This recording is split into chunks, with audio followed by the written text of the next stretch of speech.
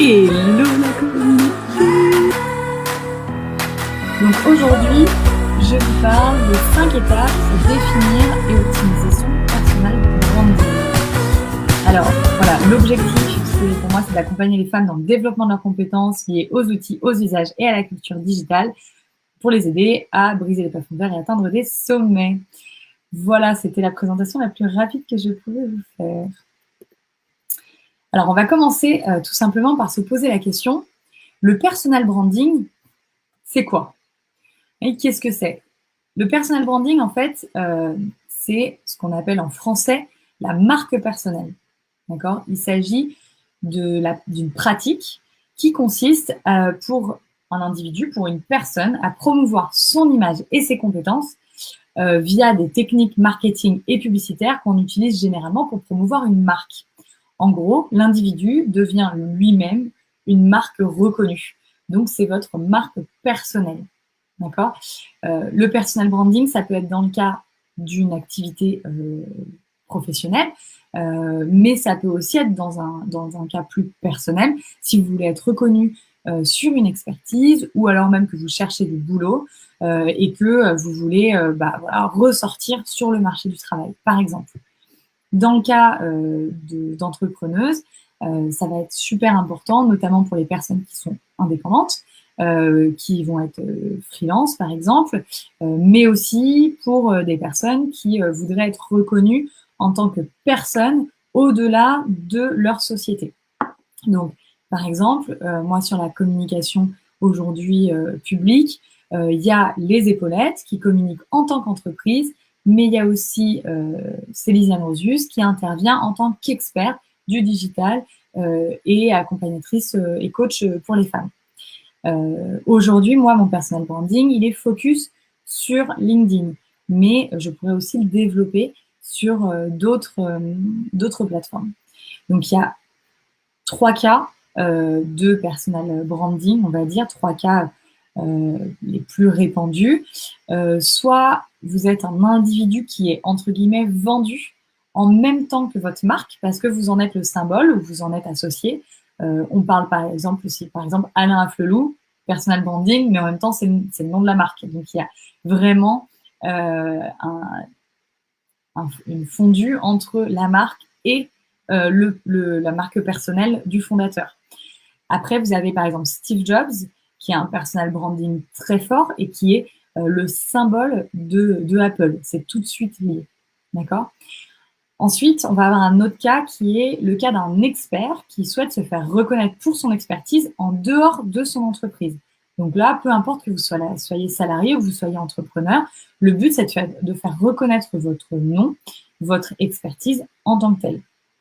Je ne sais pas si vous le connaissez, mais moi, naturellement, la personne qui me vient et qui est très forte sur cette partie personal branding en tant qu'expert, c'est Grégory Pouy, qui est consultant marketing, etc., et qui intervient beaucoup pour des entreprises, mais en fait, il a aussi son podcast et il a un personal branding très fort qui fait qu'il ressort vraiment en tant qu'expert au-delà de sa marque. Moi, personnellement, je ne connais même pas son entreprise, mais je le connais lui. Et ensuite, vous avez le 3e cas du personal branding, qui est celui des freelances ou indépendants, qui donc vont se faire connaître et communiquer sur leur nom pour vendre leurs services. Donc ce cas-là, il va être très lié à ce qu'on appelle le social selling. Voilà, le but, c'est d'utiliser la puissance sociale des réseaux en ligne pour faire de la vente à travers ces nouveaux canaux et plus être dans des canaux traditionnels commerciaux. Ok. Donc là, dans ce cas de freelance, on va plutôt être sur le fait de se faire connaître pour pouvoir vendre finalement, donc plutôt du social selling. Il y a une citation que je voulais vous donner et que je trouve très intéressante dans le cadre du personal branding. C'est une citation de Jeff Bezos qui dit « Votre marque, c'est ce que les gens disent de vous quand vous n'êtes pas là ». Le personal branding, c'est reprendre le pouvoir sur ce discours-là. C'est reprendre le pouvoir et essayer de maîtriser ce que les gens disent de vous quand vous n'êtes pas là. Okay. Donc ça, c'est super important. Donc là, on va passer maintenant sur, en gros, les 5 étapes pour définir votre personal branding et faire en sorte de le maîtriser et de faire exploser de faire connaître votre image comme une marque personnelle, comme une entreprise. La première étape, on commence toujours par là, c'est de se connaître. D'accord? Vous ne pouvez pas parler de vous si vous ne vous connaissez pas. Il est nécessaire de définir en premier lieu quelles sont vos compétences, quelles sont les compétences clés sur lesquelles vous voulez être identifié. Quelles sont vos passions? Parce que vous êtes sur une marque personnelle, donc vos passions peuvent aussi être intéressantes. Par exemple, je ne sais pas moi, moi typiquement, j'ai des compétences liées au digital, mais je suis passionnée par les questions d'égalité homme-femme et par le voyage. 2 choses qui sont complètement différentes. Cependant, je vais les définir dans un cadre et je vais pouvoir ensuite définir si je souhaite en parler en public ou pas.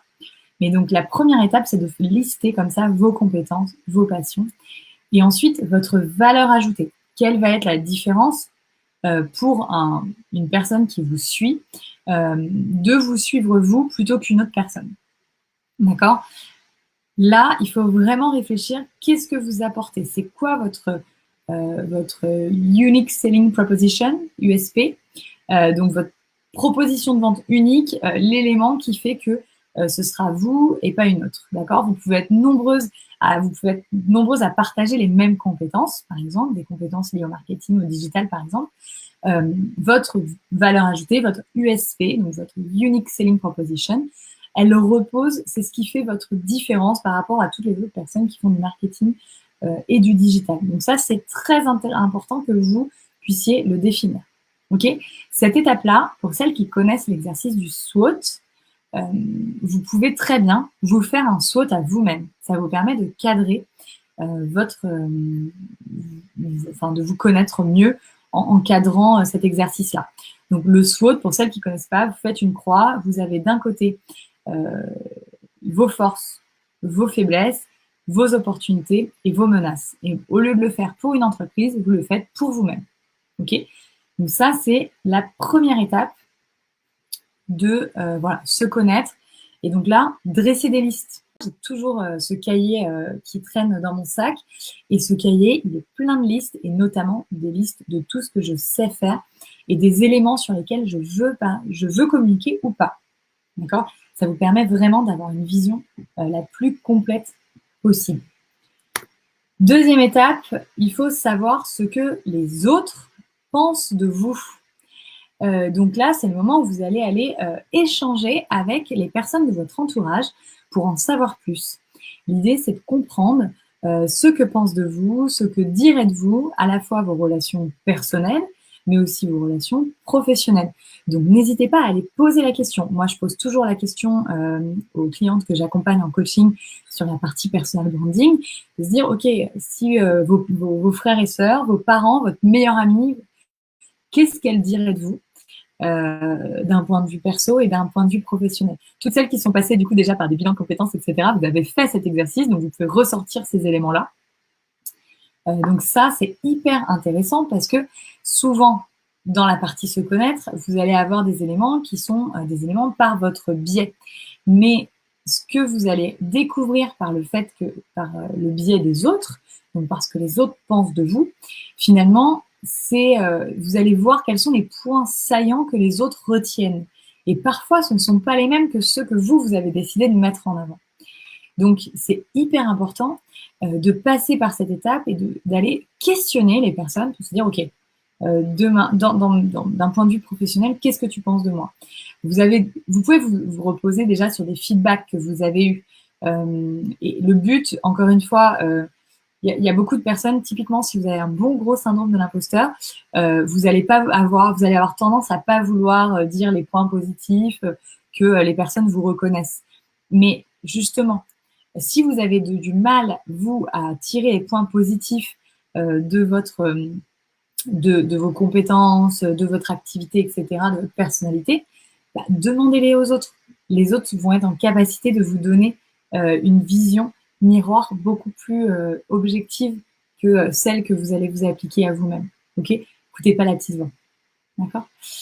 Donc, vous demandez aux relations personnelles, aux relations professionnelles, et ensuite, il faut voir ce que votre e-réputation, donc ce qui est disponible de vous aujourd'hui en ligne. Pour ça, si vous ne l'avez jamais fait, c'est le moment, c'est hyper important. Vous allez sur Google et vous tapez votre nom. Vous regardez ce qui ressort. D'accord?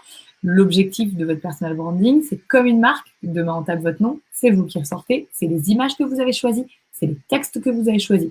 Si vous avez encore des vieux skyblogs qui traînent, c'est le moment d'aller les fermer. Si quand on tape votre nom dans Google Images, vous avez plein de photos de soirée, etc., et que vous n'avez pas comme objectif d'être reconnu comme un monstre de la nuit parisienne, changez tout ça. Ok? Donc là, le but, c'est de voir un peu l'image qu'ont vos proches, vos relations professionnelles et Internet. Voilà, l'image que toutes ces personnes-là peuvent avoir de vous. Pour celles qui en douteraient, tout le monde Google tout le monde. D'accord? Moi, quand je commence à travailler avec une cliente, ma première étape, c'est de taper son nom sur Google. C'est la même chose quand vous cherchez du travail, le recruteur va taper votre nom sur Google. Donc, faites-vous l'exercice avant pour savoir ce qu'il y a et ce que les gens trouvent. Vous avez notamment, j'en profite pour vous glisser ça là, vous avez un droit à l'oubli. Donc, vous pouvez demander à Google de déréférencer, de désindexer certaines pages. Si vous n'avez pas la main sur ces pages-là, que vous ne pouvez pas les supprimer vous-même, vous avez la possibilité de faire la demande au site hébergeur de supprimer, parce que c'est votre image, c'est votre nom. Mais si ça ne marche pas, vous pouvez ensuite faire la demande à Google de désindexer les pages et donc elles ne remonteront plus dans les moteurs de recherche. Donc après, pour les retrouver, voilà, il va falloir beaucoup de chance. Si vous avez des questions sur ces sujets-là, n'hésitez pas. Donc ça, c'est votre deuxième étape de récupérer et de savoir ce que pensent les autres. Troisième étape, c'est pas très original hein, tout ça. Hein. Troisième étape, définir ses objectifs. Pourquoi vous voulez le faire? Est-ce que vous voulez être identifié comme un expert? Est-ce que vous voulez vendre des prestations? Est-ce que vous voulez être identifié pour intervenir dans des conférences ou dans des tables rondes? Typiquement, je ne sais plus si je vous l'ai partagé. Je crois que je vous l'avais partagé dans le live sur les objectifs. Mais moi, personnellement, donc c'est Anonzius, un de mes objectifs que je me suis fixé à 5 ans, c'est d'intervenir dans un TEDx en tant que speaker dans un TEDx. Pour ce faire, il faut que je sois repérée comme experte sur des thématiques et comme speaker sur ces thématiques-là, sur les thématiques du digital, du leadership féminin, etc. Donc, de la parité en entreprise. Donc, pour ça c'est mon objectif de personal branding. C'est d'être identifié sur ces sujets-là. Une fois que vous avez identifié vos objectifs de personal branding, vous allez identifier votre cible. À qui vous parlez, auprès de qui vous voulez être visible. Typiquement, moi, aujourd'hui, je ne souhaite pas dans mon personal branding particulièrement être visible auprès des hommes, puisque ce n'est pas une cible derrière que je vais viser. Donc, il faut bien définir votre cible. C'est le fait de définir votre cible qui va vous permettre de définir ensuite les canaux de communication que vous allez utiliser pour servir vos objectifs et pour toucher votre... Et puis, la dernière étape sur les objectifs, c'est de définir quel va être votre style. Donc, quel outil vous allez utiliser, quel moyen de communication, quel canaux, quel planning. Est-ce que vous allez prendre la parole tous les jours? Par exemple, si vous décidez d'utiliser Twitter, il va falloir que vous preniez la parole plusieurs fois par jour. Sur LinkedIn, vous allez être un peu plus light. Voilà, donc ça va être votre style de communication. Comment vous allez écrire? Là, c'est votre ligne éditoriale personnelle. Comment vous allez écrire? Est-ce que vous vous voyez? Est-ce que vous tutoyez? De quelle thématique vous parlez? Etc. Donc voilà, donc ça, sans destination, personne n'avance. Et vous avez besoin de savoir où vous allez, pourquoi vous y allez. Et donc ça, c'est cette étape hyper importante de définir vos objectifs. La quatrième étape, donc, ça va être de travailler son storytelling. Donc là, il va falloir que vous vous posiez et que vous définissiez votre titre, votre message clé, votre pitch et les images qui vont vous représenter. C'est le moment de prendre votre plus bel appareil photo pour aller faire des photoportraits professionnels et donc de vous constituer une librairie d'images de vous, mais aussi de votre environnement, de votre bureau, des types d'images, des des types d'images, d'ambiance, etc., de couleurs que vous allez avoir envie de partager. Votre titre, c'est notamment celui qui va être très utile derrière sur LinkedIn. Votre message clé, ça peut être la partie en fait bio de LinkedIn, ce qui est vraiment pas facile. Mais donc là, c'est le moment où vous pouvez travailler tout ça. Votre titre, vous le réutiliserez partout. Le but, c'est que vous soyez facilement identifié.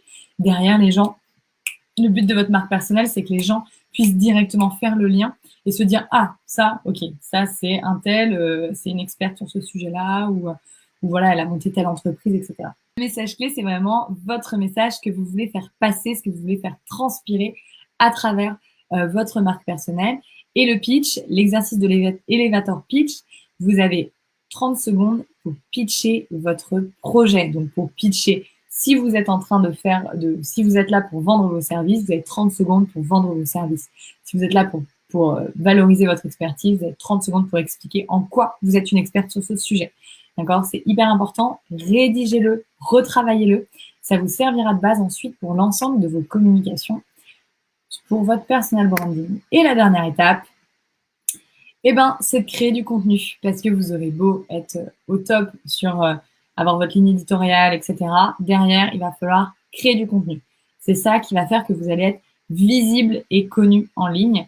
Donc, vous aurez défini sur quels canaux vous souhaitez créer du contenu. Il va falloir définir sur quel sujet vous écrivez. Et ensuite, celui qui est un petit peu caché, c'est de se mettre à l'action. À un moment donné, après, faut y aller.